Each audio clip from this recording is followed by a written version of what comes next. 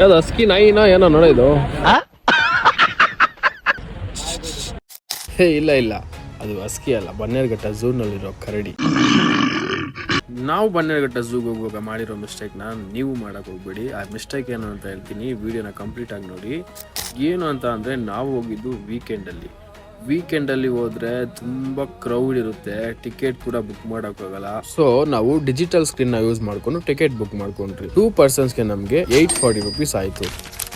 But ನಾವು ಮಾಡಿರೋ mistake ಏನು ಅಂದರೆ, AC ಬಸ್ನ ಬುಕ್ ಮಾಡ್ಕೊಳ್ತೀರಾ, non-AC ಬಸ್ನ ಬುಕ್ ಮಾಡ್ಕೊಂಡ್ಬಿಟ್ರಿ. non-AC ಬಸ್ಸಲ್ಲಿ ತುಂಬ ಕಂಫರ್ಟಬಲ್ ಇರಲ್ಲ, ವಿಂಡೋಸ್ಗೆ ಗ್ರಿಲ್ಸ್ ಕೂಡ ಹಾಕ್ಬಿಟ್ಟಿರ್ತಾರೆ, ಅನಿಮಲ್ಸ್ನ ಸರಿಯಾಗಿ ನೋಡೋಕ್ಕೂ ಆಗಲ್ಲ, ಕಂಫರ್ಟಬಲ್ಲು ಇರಲ್ಲ. ಬಟ್ AC ಬಸ್ಸಲ್ಲಿ ಆಗಲ್ಲ, ಟ್ರಾನ್ಸ್ಪರೆಂಟ್ ಗ್ಲಾಸ್ಡ್ ವಿಂಡೋಸ್ ಇರುತ್ತೆ, ತುಂಬ ಸ್ಪೇಷಿಯಸ್ ಆಗೂ ಇರುತ್ತೆ, ನಿಮಗೆ ಅನಿಮಲ್ಸ್ನ ಆರಾಮಾಗಿ ನೋಡ್ಕೊಳ್ಬೋದು. ಇನ್ನೊಂದು ಮಿಸ್ಟೇಕ್ ಏನು ಮಾಡಿದ್ರಿ ಅಂದರೆ, ನಾವು ಹೋಗಿದ್ದು ಮಧ್ಯಾಹ್ನ ಟೈಮಲ್ಲಿ ಹೋದರೆ ಅನಿಮಲ್ಸ್ ಎಲ್ಲ ಫುಲ್ಲು ರೆಸ್ಟ್ ಮಾಡ್ತಾ ಇರುತ್ತೆ, ನಿದ್ದೆ ಮಾಡ್ತಾ ಇರುತ್ತೆ, ಆಕ್ಟಿವ್ ಆಗಿರಲ್ಲ. ಸಫಾರಿ ಮತ್ತು ಝೂಗೆ ವಿಸಿಟ್ ಮಾಡಬೇಕಂದ್ರೆ ಬೆಸ್ಟ್ ಟೈಮು ಈವ್ನಿಂಗ್ ಟೈಮ್. ಮತ್ತು ಆ ಟೈಮಲ್ಲಿ ಹೋದರೆ ಅನಿಮಲ್ಸ್ ಎಲ್ಲ ತುಂಬ ಆಕ್ಟಿವ್ ಆಗಿ ಓಡಾಡ್ಕೊಂಡಿರುತ್ತೆ, ಆ ಟೈಮಲ್ಲಿ ಹೋದರೆ ನೋಡ್ಬೋದು ನಾವು.